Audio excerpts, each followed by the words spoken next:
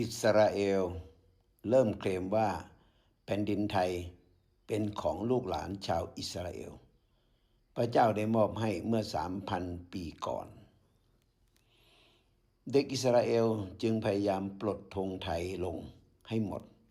เพื่อนำธงอิสราเอลขึ้นแทนที่โดยใช้เด็กนักเรียนทำงานเพื่อหลีกเลี่ยงการถูกจับในทางกฎหมายรัฐบาลไทยต้องไม่นิ่งเฉยต่อการกระทำเหล่านี้ผู้ใหญ่ชาวอิสราเอลแทนที่จะปลูกฝังลูกหลานของตนว่าประเทศไทยมีบุญคุณให้ที่พักพิงต้องมีความกตัญญูรู้คุณแต่กลับปลูกฝังให้เด็กอิสราเอลเข้ามายึดแผ่นดินไทยว่าเป็นที่แห่งหนึ่งที่พระเจ้าของเขาประทานมาให้